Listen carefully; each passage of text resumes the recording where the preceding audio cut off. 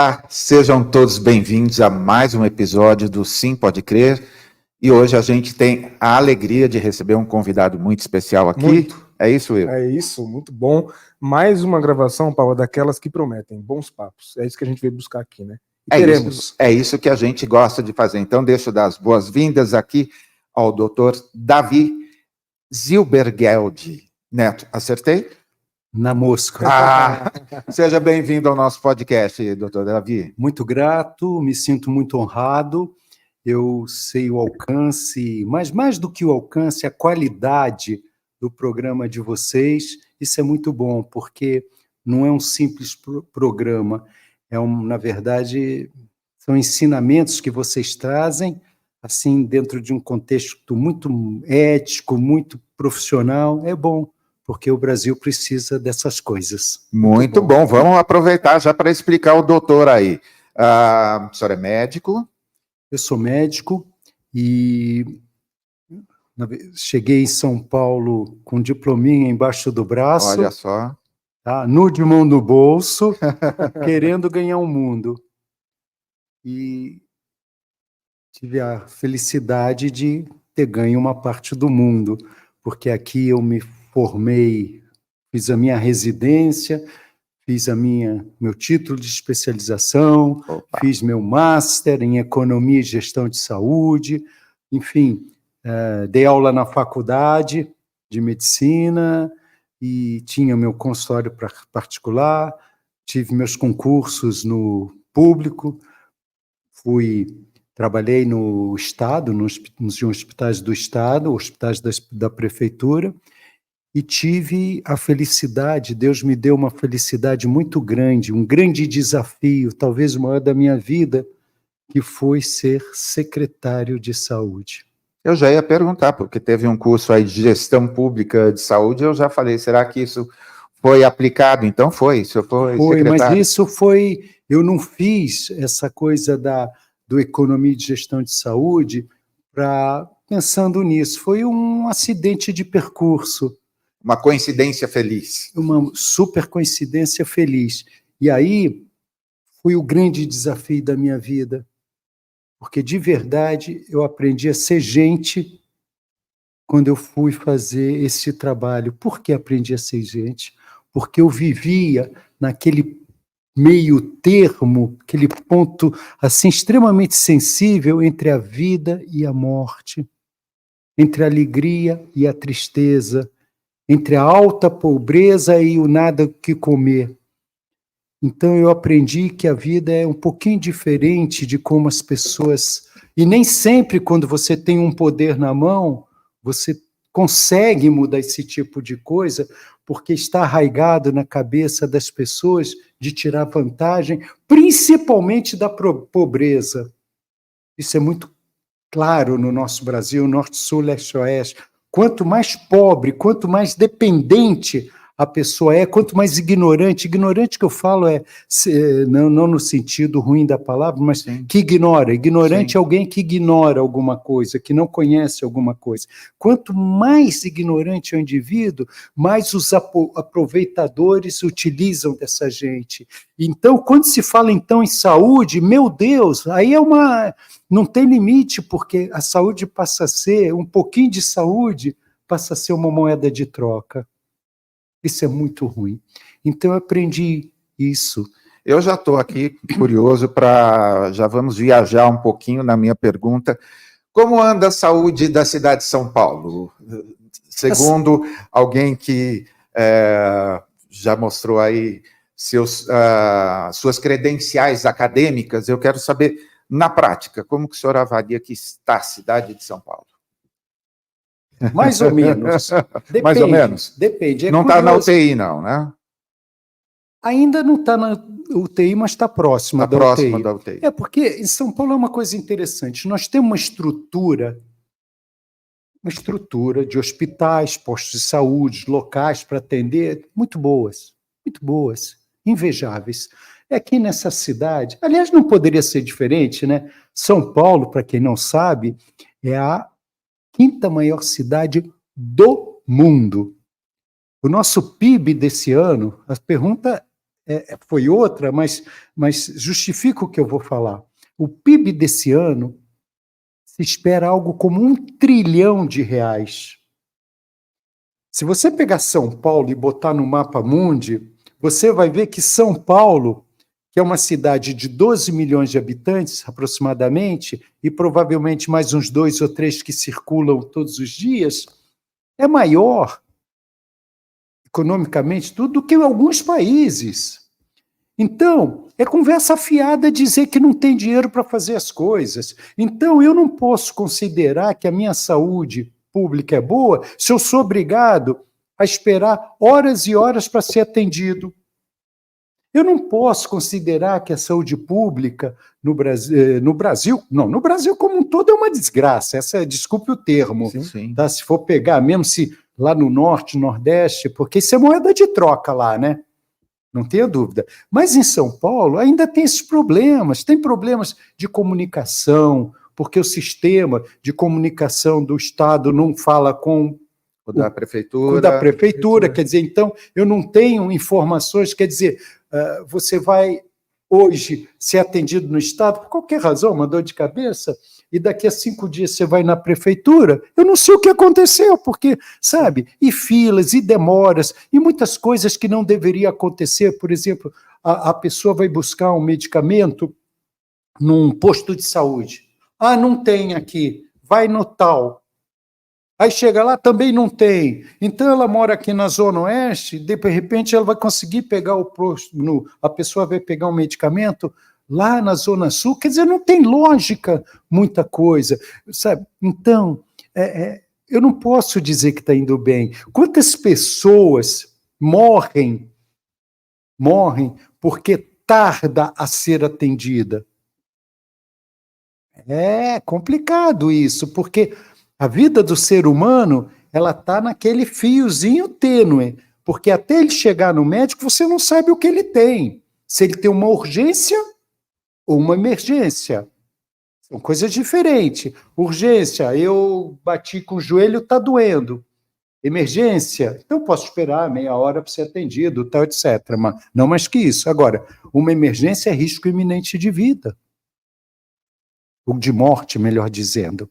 Então, o que acontece? Tudo isso a gente tem que ver, nós temos que rever muitas coisas, inclusive o treinamento que a gente tem que dar para os profissionais que trabalham na saúde. Temos que fazer outras coisas também. Temos que valorizar o profissional da saúde, ele é mal remunerado também. Temos que entrar com a meritocracia, tá? O que quer dizer isso? Se você tem um profissional, qualquer área, médico, farmacêutico, não importa, de repente fez uma pós-graduação, ele não pode mais ficar trabalhando naquele feijão com arroz, entre aspas, ele tem que subir de posição, esse profissional, porque ele tem que ensinar para os que ficaram para trás como é que funciona. Então, não posso lhe dizer... Doutor Davi, o senhor falou agora em valorização do médico, e hoje, antes da gente conversar, estava lendo no UOL que a classe médica, médicos na Argentina têm salário abaixo da linha da pobreza nessa fase atual. Trazendo para a nossa moeda alguma coisa tipo R$1.300. Que é isso? Então, como conjugar assim, o salário que não é adequado, com excesso de demanda, como que o senhor, na sua experiência, como que o senhor trabalhou todas essas variáveis, que é uma equação? Não, né? Eu não trabalhei. Não trabalhei. Não trabalhei porque o sistema não deixava. O sistema não deixava. Por quê? Porque muita coisa... Não adianta você ser secretário de saúde ou coisa que o valha, mas você é um empregado de alguém mais em cima. Ou de alguém, né? Ou de alguém melhor, mais em cima. E que vai dizer, não, você não vai gastar dinheiro com esse negócio. Entende? É diferente de um legislador. Por quê? Porque, ao contrário, qual a função? Vamos partir do seguinte, qual é a função de um vereador? Legislar. Legislar e fiscalizar. Pronto, acabou. Acabou. morreu. E atender a população, Sim. porque o vereador é um, como é que eu vou lhe dizer, é um colaborador, não se usa mais a palavra empregado, que é muito feio, um colaborador da população. Mas a função constitucional dele é legislar e fiscalizar. Então, aí já muda o poder. Por quê? Porque eu tenho o direito e o dever de legislar. Por exemplo, todo o meu trabalho, eu pretendo fazer, se eleito for, é basicamente, preste bem atenção, não me pergunta nada sobre justiça, sobre segurança. Eu nunca fui policial, nunca fui juiz. Não, então, como é que eu posso entender de segurança? Não posso, não é? Sim. Não me peça, por favor, para falar sobre educação. Eu nunca dei aula. Na faculdade, sim, mas é outra história. Nunca dei aula, nunca participei nunca. Então, como é que eu vou dar palpite? O candidato que você chega, qual a sua plataforma? Olha, eu vou cuidar da educação, saúde. Então, pô, o cara é o máximo, é Deus, né? Deus me livre. Então, esse é o meu trabalho: criar políticas públicas de saúde. Porque eu sei onde está o gargalo, eu sei onde está o nó. Então, faz-se uma lei, ou seja, cumpra-se. O prefeito é obrigado a cumprir. A lei foi aprovada, o prefeito é obrigado a cumprir. Porque senão, e aí entra a fiscalização. Amiguinho, você não está cumprindo. Eu tenho poder até de fazer uma moção aí contra você. Ninguém está falando isso, que quer isto. Não tem sentido. Mas muita coisa tem que ser feita. Olha, eu vou dar um exemplo para você. Eu mexo muito com doenças raras também, que é uma conversa que a gente precisa ter com muito cuidado agora, em algum momento, e o autismo também, que não é uma doença. Sim, claro. É um transtorno, não é? Veja você que a legislação protege o autista, Constituição, está na Constituição, e você tem o direito de ter muita coisa, um dinheiro por mês, cuidadores na escola. Eu não preciso explicar porque as pessoas sabem disso. Agora, o que acontece? Olha só que barbaridade. Você vai me dizer se a coisa está funcionando bem. O que acontece? Você, para conseguir esses direitos, você precisa de um diagnóstico de um médico e de um laudo de um especialista. A Constituição diz que você tem que ter isso em 90 dias, no máximo, para que você, com esse diagnóstico e o laudo, você entre no Sistema Único de Saúde e você vai ter tudo o que você precisa. Está claro isso? Claro. Muito bem. Só que tem um probleminha. Faltam profissionais médicos, neuropediatras, por exemplo, para fazer o diagnóstico, e falta o sujeito lá na frente para outro especialista para assinar o laudo. Então pode demorar 2 anos para você conseguir isso. Tem cabimento? Que coisa. Você vai me dizer que está indo bem? Agora veja bem. E aí como é que você consegue tudo? Se você tiver algum recurso, você judicializa. Entendeu? Porque está na lei. Então volta 2 minutos atrás. Lei, não é isso? Cumpra. Uhum. E ponto final. Trabalho para o doutor William Carvalho, ele é advogado também, então tá aí, ó, trabalho. É isso aí. Tá certo? Certíssimo. Então pega, judicializa, cumpra-se, senão você vai preso. É isso aí. Porque você, entendeu? Tem cabimento o negócio. Agora, como é que se resolve isso? Simples. Se está faltando um tipo de médico, contrata-se. Ah, mas não temos dinheiro. Como você não tem dinheiro? Você está numa cidade de 1 trilhão? 3º maior orçamento do Brasil, né, da União. Perde para a União e para o Estado de São Paulo. Depois, exatamente, curiosamente, tem que explicar isso. O Estado de São Paulo, ele também pega esse 1 trilhão, soma isso, quer dizer, é o 3º orçamento do país. Exatamente. Por isso que a gente diz que os cargos em São Paulo, o cargo de prefeito de São Paulo, é o 3º cargo mais importante do Importante. país. É Pronto, isso aí. é bem isso que você falou. Entende? Agora, eu faço a pergunta para você. Um sistema de saúde que demora X tempo para fazer uma coisa que já está em lei e não tem problema nenhum, por quê? Vamos lá. O dinheiro é pouco? Vamos admitir que o dinheiro é pouco. Então, como é que eu faço? Como é que eu faço na saúde para que o dinheiro que eu tenha seja bastante?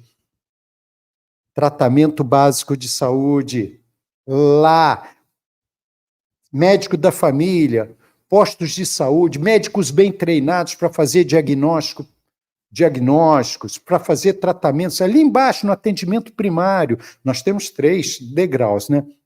O primário, o secundário e o terciário. Agora, quanto mais você vai subindo, mais caro vai ficando.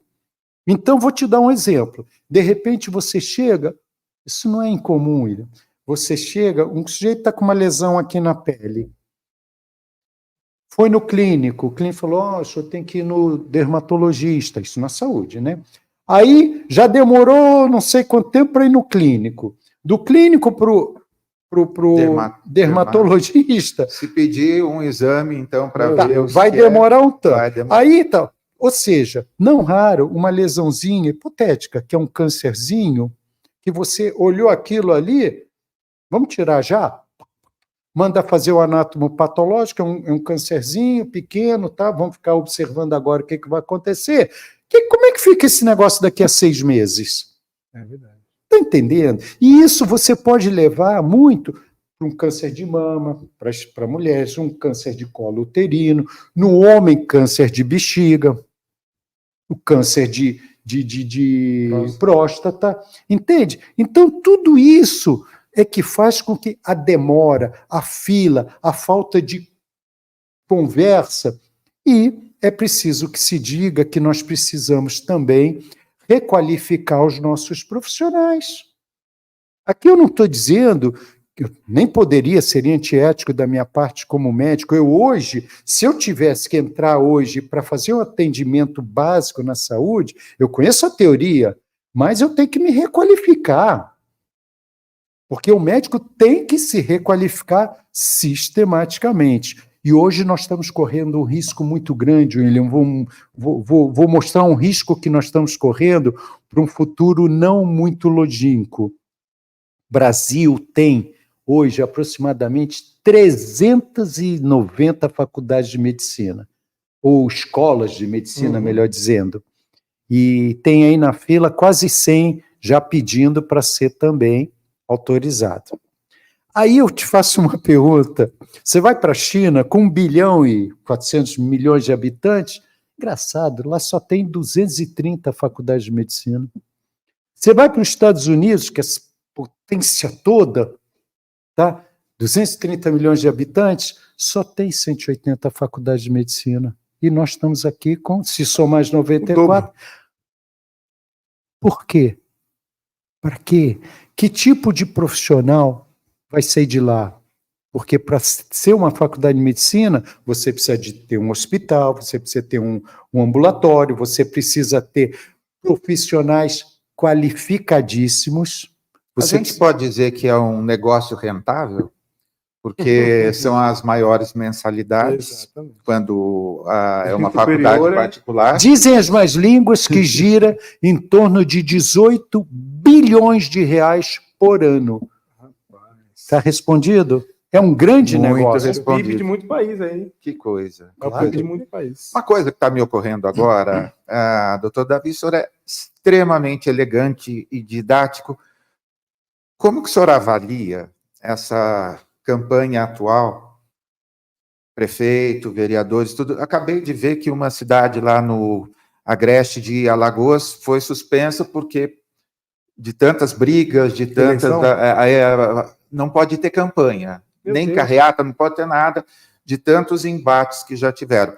E aqui a gente teve de cadeirada a xingamento, a um monte de coisa. Soco no assessor. Agora, o senhor, com toda essa elegância, como o senhor avalia um processo que é extremamente importante para a população?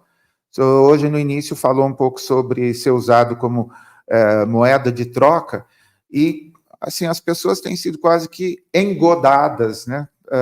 Têm sido enganadas por pessoas que conhecem pouco e que usam alguns chavões, alguns clichês, educação, saúde e tal. Como que o senhor se vê no meio, como eu diria, desse meio pouco elegante e muito, assim, muito baixo? Baixo. Estou sendo elegante agora também, para falar muito baixo. Eu vou fazer um discurso sobre isso, tá? Trágico. Trágico. Trágico. Porque não é possível, porque é difícil explicar, porque é uma barbaridade. Isso é uma barbaridade. Quando se juntam 4 ou 5 candidatos, primeiro, vamos lá. Primeiro, uns não sabem nem por que está lá. E tem aquele discursinho tal, sabe? Eu venho. Sabe, não interessa de onde você vem. Se você vem da favela e o meu pai é motorista de bicicleta, a minha mãe lavava a cueca do cara rico, isso não interessa. Interessa o seguinte: você se propõe a fazer uma coisa, senta e fala o que você quer fazer. Se você está de acordo ou não com o teu oponente, é um direito que ele tem. O que não tem direito são essas agressões, essas palavras que não levam a lugar nenhum, esses clichês. E o que eu acho também é o seguinte: nós temos muitos partidos no Brasil. Tá? Por quê? Para quê? Para quê? Segunda coisa que eu acho, quer dizer, sempre os mesmos indivíduos. Por quê? Porque são os donos do pedaço. Aqui é minha casa e aqui ninguém me tira. Sempre com os mesmos discursinhos. Então, eu penso que a legislação, vamos para os Estados Unidos, são 2 eleições e acabou. Você não tem 3, 4, 5 eleições para presidente, nada disso. A gente vê senadores, principalmente, sair. Os caras estão. Quantos anos você está aí? Eu estou há 48 anos. O cara já está. Quase vitalício. Vitalício, né? Ganhando fortunas. Aí você vai ver o que o sujeito está fazendo? Nada. Quer dizer, isso tem que acabar. Agora, no caso particular, é uma falta de ética, é uma falta de respeito com quem está do lado de lá da Câmara, que está esperando que o candidato a prefeito... Presente. Puxa, olha, vamos fazer isso assim, é possível sim, vamos lá, em vez de olha, eu prometo para vocês, de verdade, se eu não prometer, vocês podem, se eu não cumprir, vocês podem vir bater em mim, eu não vou mais construir um viaduto que liga o nada a lugar nenhum, vamos investir naquilo que precisa. O que precisa, São Paulo? Precisa de tudo. Tem que investir no transporte, tem que investir no transporte público, tem que investir na educação, muito na educação. A educação, então, cada dia que passa é nozes, ou nozes, eu nem sei, eu tenho horror desse negócio, não consigo entender. Todes, isso aqui, querem mudar a língua portuguesa, quer dizer, não existe, tem que mexer, tem que fazer coisa séria. Não faz muito tempo, há uma geração atrás, estudar na escola pública, entrar tinha vestibular, é um negócio extraordinário, um ensino extraordinário. Hoje você politiza. Esquerda e direita, uma criança já dentro acabou de sair das isso, na creche. Quer dizer, está tudo errado. Bom, mas esses debates eu lamento muito, porque eles não trazem absolutamente nada de positivo. Sem citar nomes ou coisa parecida, o senhor tem alguma experiência que o senhor pode contar para a gente compartilhar de quando o senhor foi secretário, de alguma coisa que o senhor tentou fazer? Sim. E percebeu que sim, poderes... Mas sem citar nomes. Sem citar nomes. Vamos lá.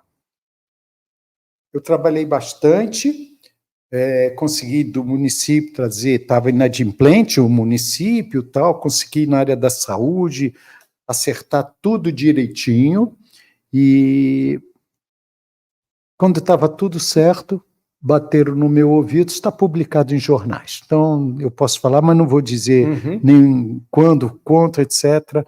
Quem for procurar um dia vai achar. Chegaram para mim e falaram, agora a coisa está, o dinheiro já voltou a entrar na saúde. Que legal. Vamos fazer um acertozinho aí entre nós na merenda escolar? Acredite se quiser. Que coisa. Tia, vamos tirar isso? Tal. Eu falei, mas amigo, desculpa, eu não estou aqui para isso, eu estou aqui para salvar a vida, eu não estou aqui para... E foi feio. Eu tive que ir embora. Porque não aguentei a pressão e o estado da situação na época era impossível. Se perdeu totalmente. O senhor é daquela médica que critica a telemedicina? Depende do que nós chamamos de telemedicina. Então, eu queria que o senhor, por gentileza, nos explicasse isso, porque uma das coisas que muita gente defende é a telemedicina na periferia, porque hoje todo mundo tem acesso ao celular, né? Isso aí desafogaria, em tese, as UBSs, né? A saúde básica aí, porque o médico faria ali um atendimento mais, em tese, mais rápido e ajudaria a coisa a funcionar. O que o senhor pensa sobre isso? É difícil analisar. Veja bem, se você está falando da telemedicina, por exemplo, para um diagnóstico de um raio-x, de uma ressonância magnética, etc., eu acho bastante cabível, porque que diferença faz se eu estou olhando no seu computador aqui ou se eu estou a mesma imagem eu estou olhando na minha casa? Então, eu acho que é bem assim. Mas nada, na minha opinião, vai substituir o ser humano. Nada, porque com telemedicina, tá, eu chego e digo, eu estou com uma dor no estômago, eu vou dizer que eu estou com uma dor no estômago, na telemedicina. E o médico vai dizer, mas você sente isso, você sente aquilo? Mas eu não apertei a barriga dele. Ele diz que é no estômago, mas pode ser no fígado, pode ser no baço, pode ser uma hérnia que ele tem. Como que vai fazer isso? Então, eu acho que nada substitui o médico, verdadeiramente o médico que vai botar o estetoscópio, vai escutar o pulmão dele, vai auscultar o coração. Nada substitui. Tá?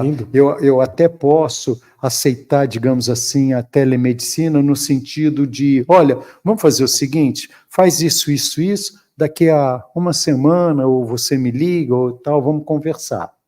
Aí é passível, tá certo? Porque já está feito o diagnóstico, já está em tratamento, melhorou a dor, desinchou, tal, etc. Mas mesmo assim, tem que ser com muito cuidado. Eu acho que nada substitui a mão do homem. Perfeito. Do homem, quando eu digo, sim, do que humano. fiquem claro, quando falo homem, eu falo, sempre que eu falar a palavra homem, não é sexo masculino, eu estou falando homem com H maiúsculo, que significa humanidade. Mulheres e homens, quer dizer, para não ficar todes e todes, né? Outra coisa que me ocorreu, olha só, um dos temas mais caros lá na eleição dos Estados Unidos, há pouco o senhor citou o exemplo dos Estados Unidos, eu estava pensando nisso aqui. O candidato Donald Trump tem usado bastante do tempo e da retórica, inclusive com fake news também, sobre imigrantes. E o senhor é filho de imigrantes aqui, não é? Eu sou filho de imigrantes, meus pais chegaram no Brasil pós-Segunda Guerra Mundial, nu de mão no bolso, e o Brasil os abraçou. E aqui eu quero deixar aqui uma palavra que, já que você me provocou, você fez isso porque para me provocar. E eu não vou deixar ser provocado.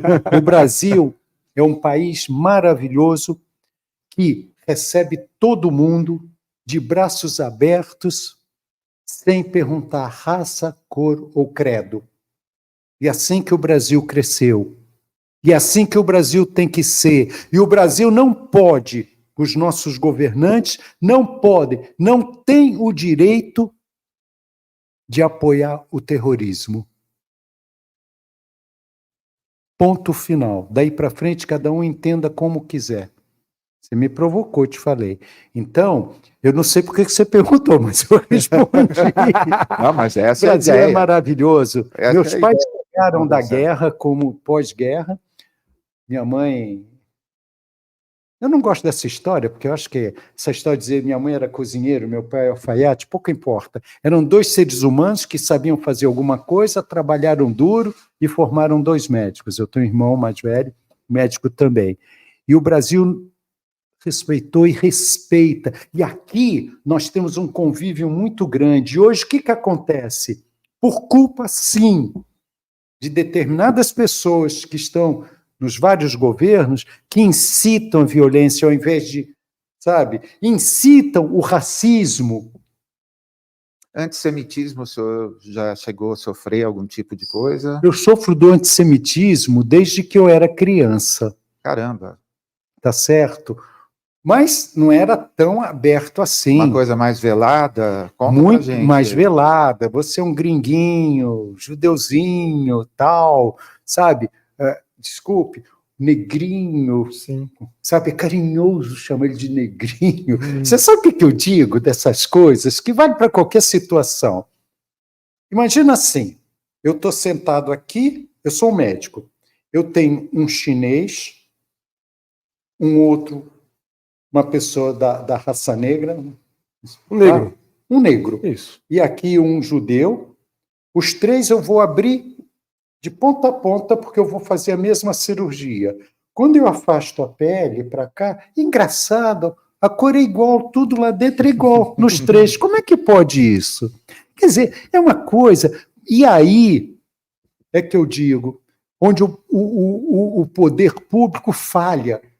Porque ninguém nasce racista, ninguém nasce antissemita, ou outras, sabe? Isso é feito dentro da casa das pessoas. As crianças vejam isso, ou então uma creche que separa o menininho da menininha.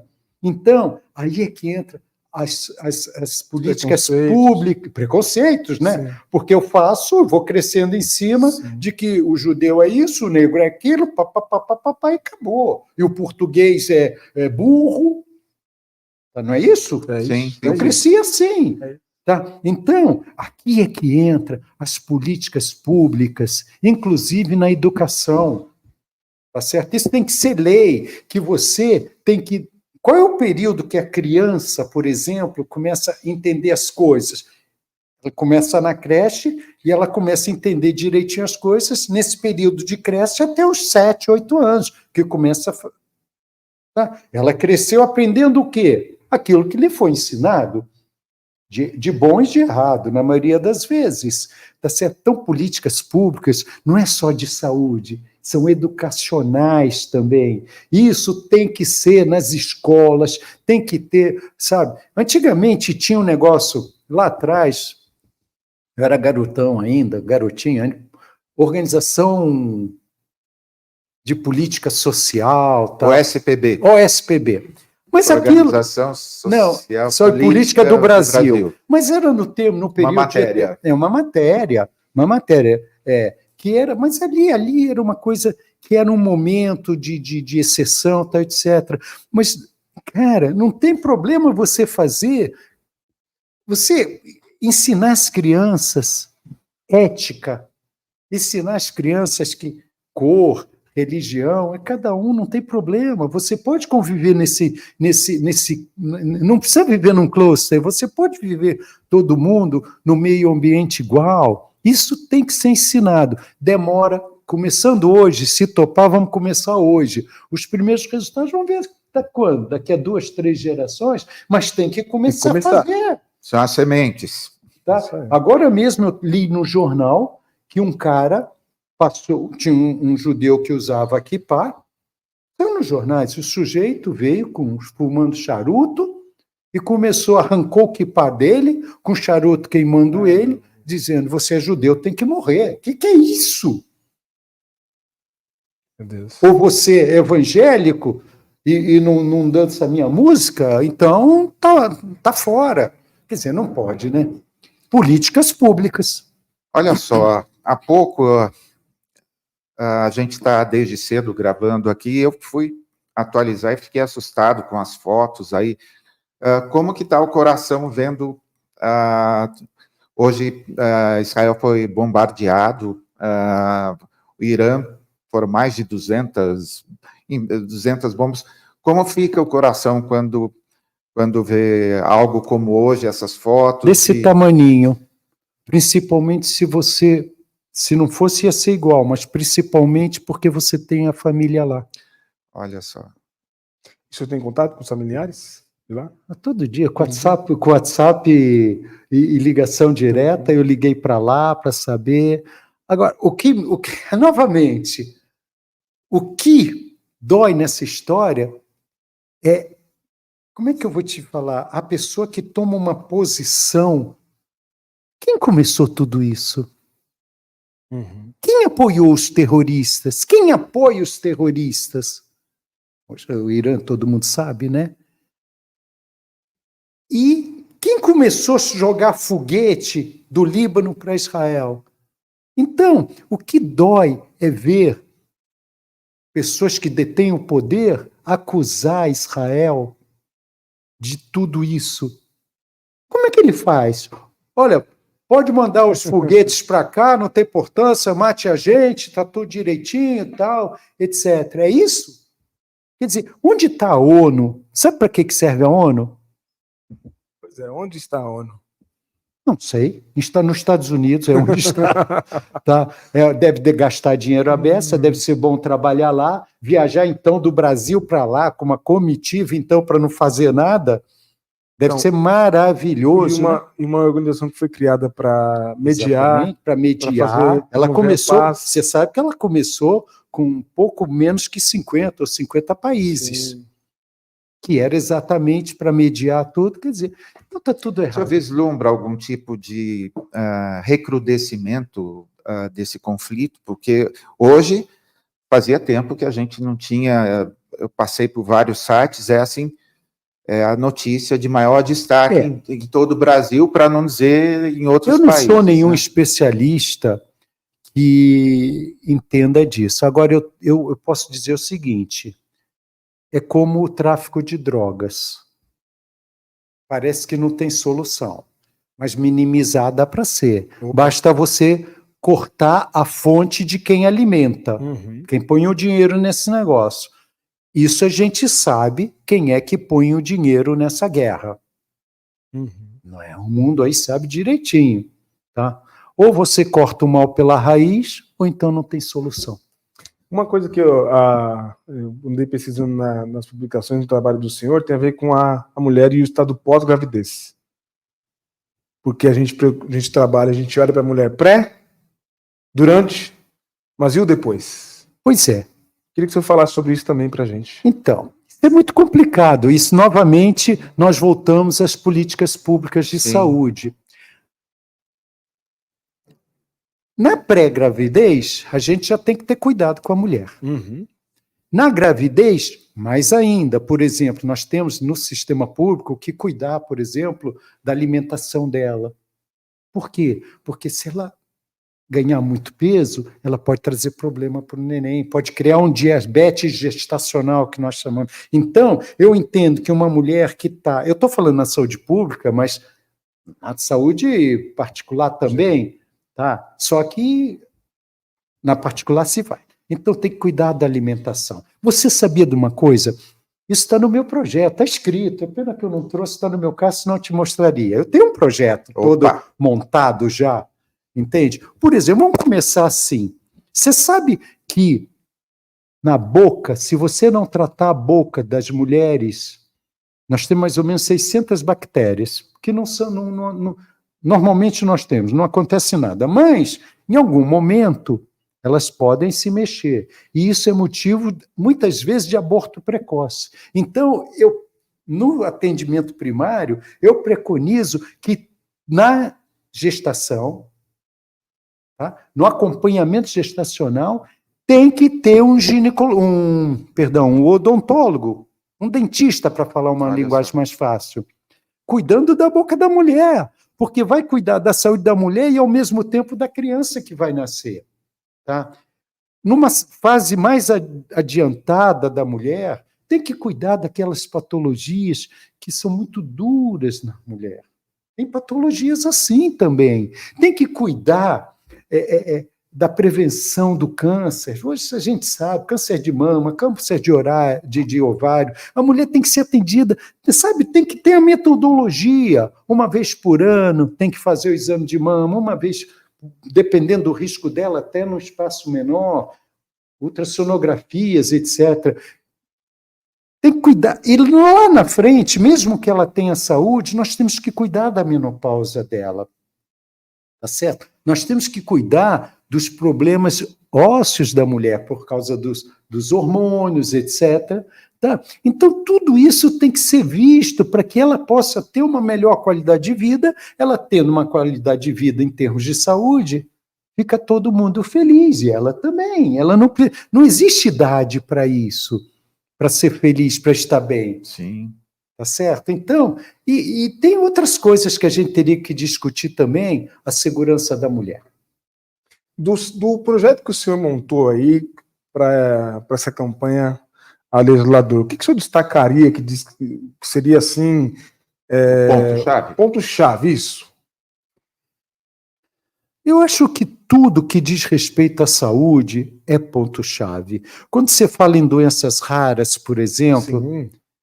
Você tem ideia de quantas pessoas têm doença rara no Brasil? Está sentado? Estou sentado. 10 milhões de pessoas com diagnóstico. Com diagnóstico. Se você fizer diagnósticos mais a miúde, talvez dobre. Sabe o que acontece para fazer um diagnóstico de doença rara? Sabe quantos geneticistas tem no Brasil? Menos que 300. Então você vai para marcar com geneticista, 1 ano. Aí ele pede um exame, mais 1 ano. Aí você fez o exame. Aí você marcou consulta, mais 1 ano para levar o exame. Então, não preciso te dizer mais o que acontece. Eu fiquei com a impressão de que a gente está ainda no offline na medicina. Porque se não conversa o banco da prefeitura com os dados do Estado e... Caramba! Mas isso é interessante. Não são as básicas das Você básicas. sabe que isso é interessante que você está falando? Porque nós temos, sem medo de errar, os melhores médicos do mundo. O Brasil tem os melhores médicos do mundo. Sim, senhor. Tá? Não estou falando porque eu estou defendendo a minha classe, não, porque, ao mesmo tempo, nós temos os piores médicos do mundo, dessa leva que entra porque tem recursos, entra na faculdade, não precisa muita coisa e sai como doutor. Tá certo? Nós temos hospitais de excelência. Nós temos o melhor sistema de saúde público do mundo, o SUS. É o melhor sistema de saúde do mundo, não tem nada igual. O problema é funcionar, mas no papel está perfeito. Tá certo? Nem sempre toda a verba que precisa chega lá. Ou se chega, talvez, devido à chuva, molha e cai no chão, né? Pode acontecer. Choveu, especialmente as mãos, né? Opa! Molha as mãos, assim. Sabe? Então, nós temos professores extraordinários, mas nós temos o oposto também. Entende? Então, esse é o problema. E aí, os grandes profissionais, claro, que hoje já não são quantitativamente. Então, eles vão mesmo para rede privada. Mas tem muitos ainda abnegados que estão na Universidade de São Paulo, que estão na Escola Paulista de Medicina, que não recebem, está sempre sabe, ela é federal. Sempre está faltando dinheiro. Você acha que tem cabimento? Uma das melhores escolas do nosso país é da Santa Casa, da Escola de Medicina. Sim. Isso é bom, porque garante, na Escola Paulista de Medicina também, e garante que bons médicos vão sair de lá. Agora, eu tenho uma ideia, que nenhum médico recém-formado pode ir para o serviço público ou mesmo para o atendimento primário, público ou privado, sem ter aprovado um título de residência e um título de especialista. Não terá o direito de clinicar, para não ouvir as barbaridades que nós ouvimos. Aí você vai dizer, Davi, mas você está forçando a barra. Não, a OAB não faz isso? Opa. Você não é advogado? Sim. Você advoga? Sim. Você passou na OAB? Sim. Então você advoga. Sim. Você não fez a prova? Sim. Para provar que você tem qualificação? É isso pronto. aí. Qual o problema de fazer isso com um engenheiro? Qual o problema de fazer isso com um médico? Qual o problema? Nenhum. Então, só vai para o mercado, público ou privado, quem tiver uma qualificação adequada. Mostrar que tem as condições de exercer a profissão com segurança. E mesmo assim, muitas vezes ainda tem desvios. Mas, pelo menos, se você fez a prova da OAB, você fez a prova da faculdade, dos conselhos regionais de medicina, pelo menos a gente vai dizer, bom, esse sujeito sabe as coisas. O que ele vai fazer depois é outra história, mas ele está apto a atender um ser humano. Sim, nós dizemos, inclusive, que o exame da ordem é a proteção do cidadão. É uma forma de proteger o cidadão dos péssimos... Imagina o médico. Então, como que isso... Pronto, exatamente. Nos Estados Unidos, como é que é? Sim. Na Europa, como é que é? Você tem que se qualificar. Não tenha dúvida. Me ocorreu aqui, o senhor falou alguma coisa sobre autismo, e na Vox Populi, né, na Voz do Povo, aí, algumas pessoas falam, não, mas quando eu era criança ninguém nem falava dessa doença, agora todo mundo tem TDAH, agora todo mundo tem um grau de autismo. Como se isso, como se a ausência de diagnóstico, ou o próprio avanço da medicina, vamos colocar assim, como se isso estivesse criando uma geração em que esses transtornos, vamos dizer assim, ou alguns diagnósticos aí, fosse uma forma da pessoa se proteger. Não brigue comigo porque eu tenho TDAH e eu não vou dar conta de fazer isso. Como que a gente combate a desinformação? Porque, assim, isso, para quem tem um filho autista, ouvir que isso daí é diagnóstico em excesso, assim, a pessoa não está lá dentro de casa para cuidar de alguém com... Enfim. A gente combate a desinformação com a informação. Tá? Hoje ainda, acredite se quiser, e não é muito longe de São Paulo, você vai encontrar crianças presas em correntes porque tem um desvio, um problema mental qualquer, mesmo, você sabe que o autismo tem alguns espectros, né? Algumas qualificações, que não é diagnosticado. E aí volta para a saúde pública primária lá. A melhor coisa que você pode fazer, e aí por isso que tem que ter profissionais bem treinados, bem qualificados, você, na primeira semana de vida, por exemplo, quando você fala em doenças raras, tem muitas patologias que você pode e deve diagnosticar na primeira semana de vida.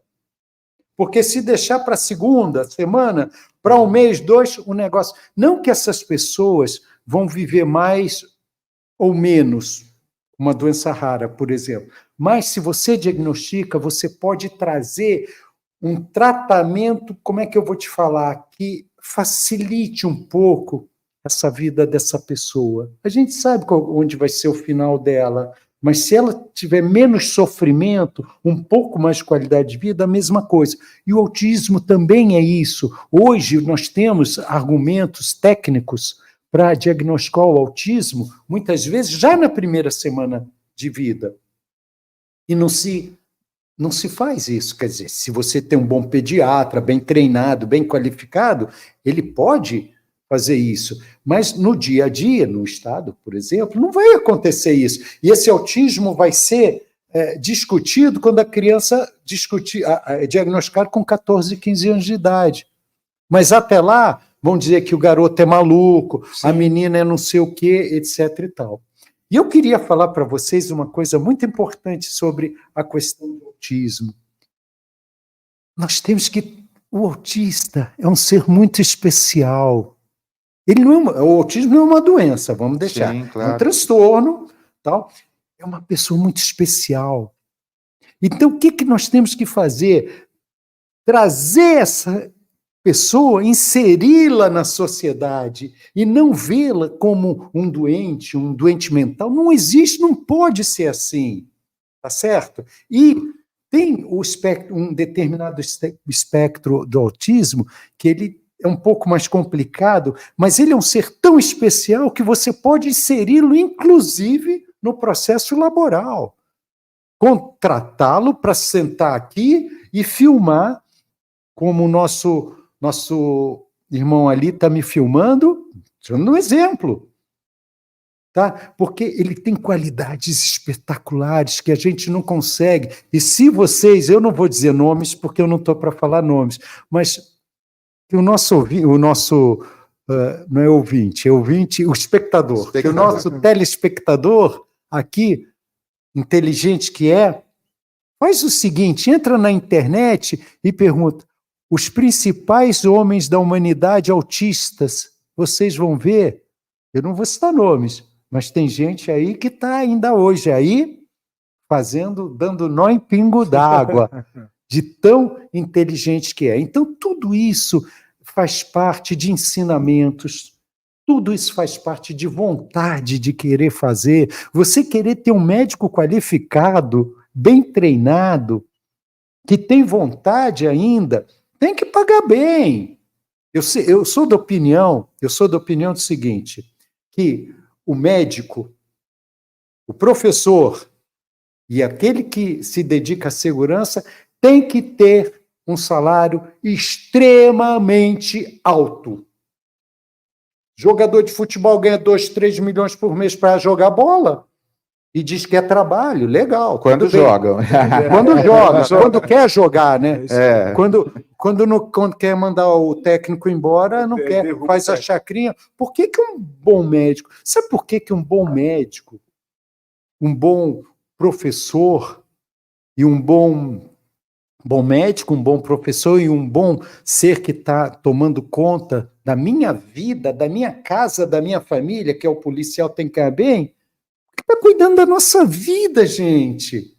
Não tem que questionar. Não é possível. Vocês que fazem entrevistas todos os dias, você sabe quanto ganha um policial militar? Ridículo.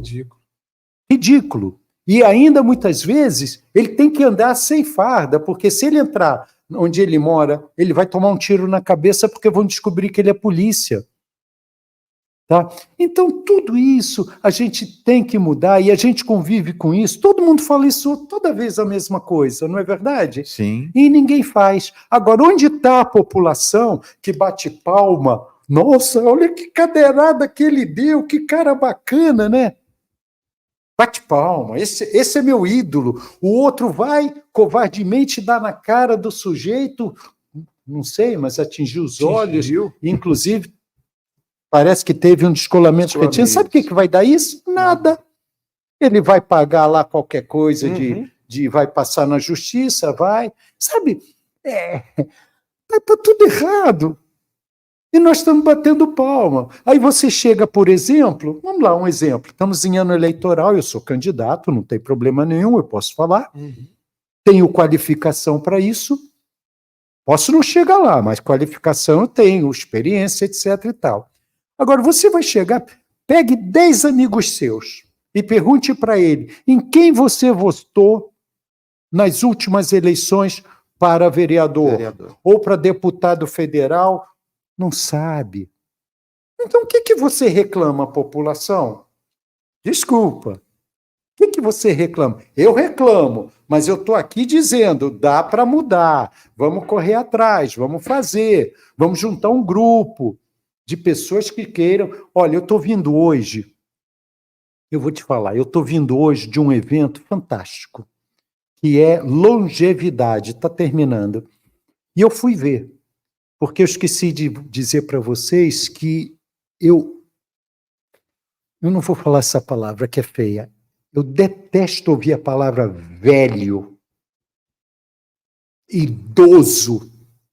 Quem é velho? Quem é idoso? O que é isso? Então, eles estão fazendo esse evento. No meu projeto, não existe velho nem idoso, porque eu parto de uma premissa que idade é apenas um número. Todo ano muda. De todo mundo. De todo mundo. E que diferença faz a idade que você tem? Eu quero saber o seguinte, eu não quero saber a sua idade, quero saber o seguinte, o que você fez na vida até hoje de bom e de ruim, de bom para eu aproveitar e de ruim para eu aprender. Muito bom. O que você quer fazer? O que você pretende fazer daqui para frente? Não me interessa a tua idade. O homem, o ser humano, tem que sonhar e transformar o seu sonho em realidade. O homem, o ser humano, tem que ter esperança e criar essa esperança junto. Se não consegue sozinho, vamos nos juntar para criar essa esperança. O homem tem que ter fé. O homem, que eu digo novamente, a humanidade. Sim. Se nós tivermos fé, eu não sou nenhum pároco, pelo amor de Deus, eu sou um homem simples e comum. Só isso. Então, eu quero saber o que você tem para produzir no futuro de bom para as pessoas. Então, hoje, eu não tô falando bobagem, porque hoje você vê gente, graças a Deus as pessoas estão vivendo mais tempo, hoje você vê gente com 80 anos trabalhando, vai para os Estados Unidos, não tem fila para idoso não, nos Estados Unidos é todo mundo igual, na Europa é todo mundo igual, a não ser que você tenha uma lesão, tem que andar de cadeira de rodas, claro, você vai entrar pela porta diferente. Não tem. Você vai para os Estados Unidos, para a Europa, qual a sua idade? Não pergunto, mas você vê que é uma pessoa de 70, 80 anos, normalmente, e ganhando o seu salário, e vivendo com qualidade. Então, eu acho que o brasileiro precisa aprender muito. Eu não sou contra o futebol, eu gosto até do futebol, mas é mais fácil você encontrar as pessoas falarem sobre o jogo de ontem do que... Vamos melhorar um pouquinho o nosso ambiente? Eu gravei um clipping no meu Instagram, se alguém quiser ver, o meu Instagram é muito fácil, é só botar o meu nome em letras minúsculas, Dr. DR, né? David Zilberguel de Neto. Eu gravei um clipping em que eu moro aqui perto. Opa. Tá? Então, me deu uma vontade de falar com o pessoal que está cuidando da minha campanha, uma empresa bastante importante, não sei se eu posso dizer o nome? Pode. Claro. R-Press. Opa. É uma empresa que trabalha muito com médicos, muito com laboratório da indústria farmacêutica e que tem uma política muito boa dessas coisas, vamos ajudar. Então, eu estava falando para eles assim, nós tivemos uma ideia de eu estar falando no ambiente aberto. Aí, de repente, eu falei, no dia que nós íamos fazer a gravação do filminho, está no meu Instagram, eu falei, vamos fazer diferente? Eu moro nesse bairro há 45 anos. Deixa eu contar para as pessoas, não vou pedir voto para ninguém, não. Eu só quero abraçar os meus amigos. Porque esse bairro daqui que nós estamos, Perdizes, Pompeia, são bairros ainda muito provincianos. Está terminando isso, mas ainda... O que quer dizer isso? Você conhece um sapateiro pelo nome, você conhece o padeiro pelo nome, você conhece onde você toma o cafezinho pelo nome, você ainda toma cafezinho com leite de coador. Quer dizer, eu quis... E olha, eu vou dizer um negócio para vocês não vão acreditar, mas pode acreditar em mim. Eu pus isso, o pessoal gravou e me deixou fazer, eu abraçando todo mundo, beijando todo mundo. Não pedi voto, não. Você não vai ver voto em mim, nada. Eu fui abraçar os meus amigos pelo nome. Isso nós já fizemos faz, 10 dias. Nós já estamos em 250 mil visões no Instagram. Sabe por quê? Porque, fantástico. Porque as pessoas querem isso, mas não correm atrás disso. E só para terminar, eu acho que já está terminando o meu horário, o que eu fui fazer nesse evento de longevidade? Muita gente. Eu fui com o presidente da R-Press, que é a empresa da qual eu falei, e é impressionante o vai-vem de gente querendo acima de 60 anos. E curioso que no meu projeto está: vamos cuidar das pessoas de 60 anos para mais. Em que sentido? Lazer, fundamental. Saúde, fundamental. E dizer assim, não me interessa a tua idade, você quer voltar para trabalhar? É competente? Bora. Quer? Eu vou te ajudar. Então, nós temos um projeto de cuidar da saúde dele, Tanto é que eu faço questão que eu vou brigar para que tenham médicos geriatras.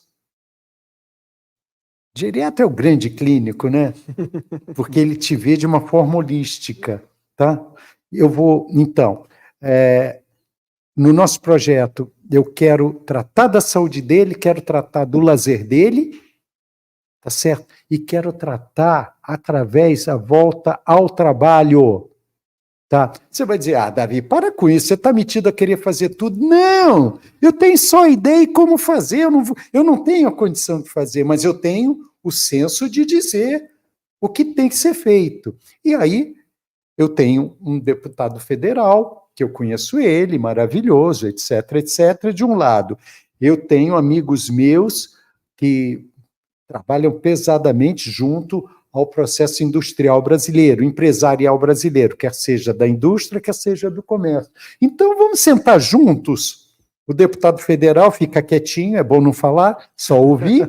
Vamos sentar com os empresários e dizer assim, gente, que tal trazer de volta para o mercado gente de 70, 65, 70 anos, que está no pleno vigor, que tem uma experiência, se não tiver, vamos fazer uma atualização, tá, etc., nas diversas profissões. Vamos trazer de volta, mesmo que ele esteja aposentado, mas ele não quer ficar aposentado, ele não quer morrer numa cadeira sentado, ele quer trabalhar, ele quer produzir. Vamos trazer de volta.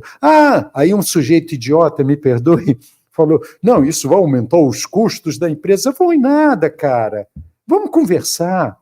Vamos juntar alguns 2 ou 3 deputados que tenham cérebro bom e vamos criar umas políticas de redução de impostos. Para quem contrata. Aí esse mesmo...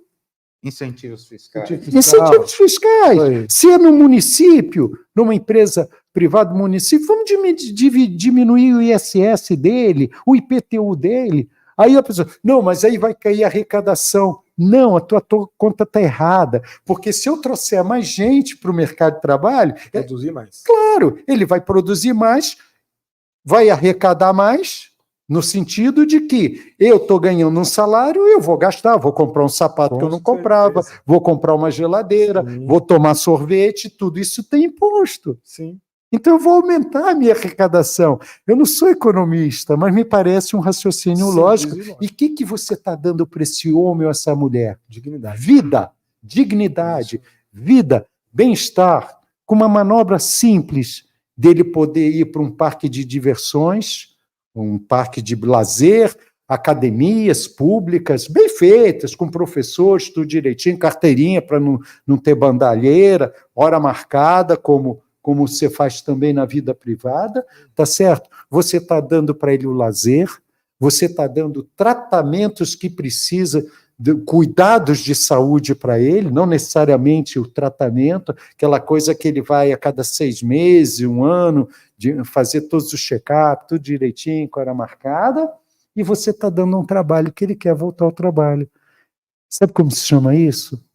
Dignidade, respeito à vida humana. É possível fazer isso, não é conversa mole, tá? É possível fazer isso.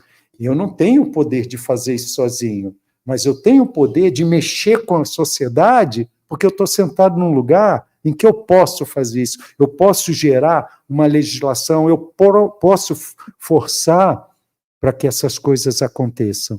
Porque ser vereador, minha gente, no município de São Paulo, é mais importante que ser qualquer coisa. É o 3º cargo mais importante do país, é o prefeito de São Paulo. Presidente, vice-presidente, prefeito de São Paulo. Tudo acontece aqui. Tudo sai daqui e daqui sai a escola, para o bem ou para o mal, mas tudo sai aqui. PCC não começou lá em cima. Comando Vermelho não começou lá em cima. Começou nos grandes centros, Rio e São Paulo. Muito bom. Olha só, se eu puder resumir, a gente falou um pouquinho de coisas do mundo, né? Falamos de política no mundo, falamos de guerra, falamos das coisas, mas eu não me lembro agora se acho que é do Sócrates, assim, que antes de mudar o mundo, a gente precisa mudar a si mesmo ou Perfeito. mudar o nosso entorno. E a gente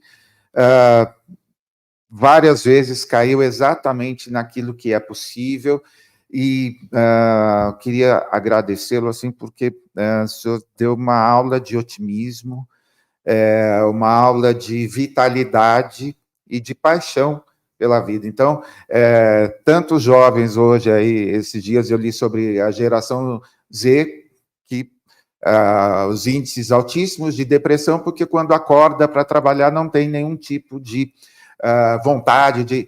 E a hora que a gente vê o senhor brilhando os olhos e falando de possibilidades, isso também nos alcançou e nos encheu de coragem. Imagina, também eu quero agradecer. E ainda tem os neném, né? E os neném, sim.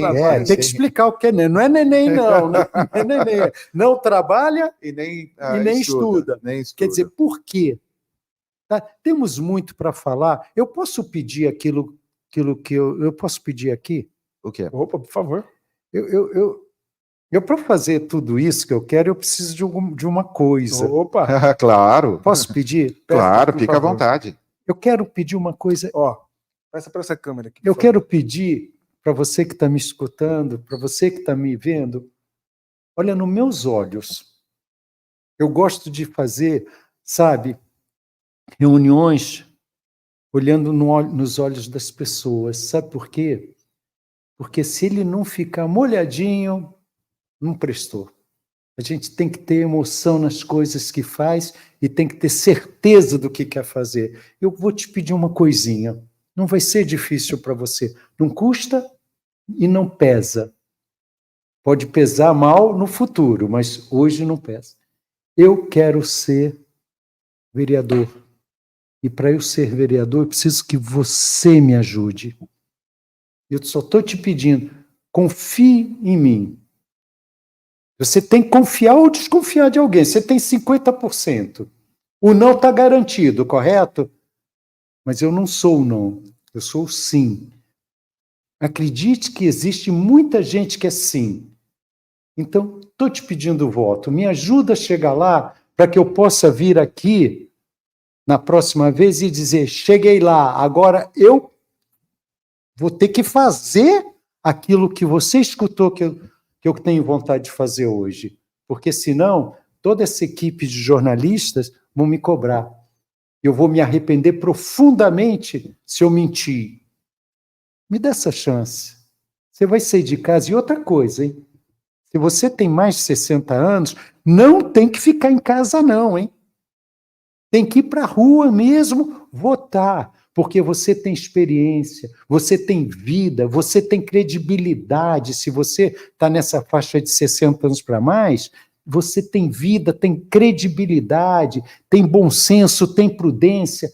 É você, que eu estou nessa também, dos 60 para mais. Somos nós que podemos mudar esse Brasil, porque numericamente nós temos este poder. Dá um voto para mim, vai. Posso falar o número? Claro. Pode, claro. Fica à Eu vontade. sou conhecido como Dr. Davi Zilbergelt Neto, como ele me apresentou. Eu sou médico, com muita honra, fui secretário de saúde, e o meu número é 22218. Tá aí? Fiz o meu merchandising. Agora, deixa eu fazer uma pergunta para acabar aqui. Não sei se ele pode falar, mas eu acho que é uma pergunta que precisa ser feita aqui. Nós estamos em Perdizes, Pompeia, Sim. esse lugar sagrado. O senhor torce para que time, doutor Davi? Só para a gente saber, assim. Eu tenho várias respostas. Tá?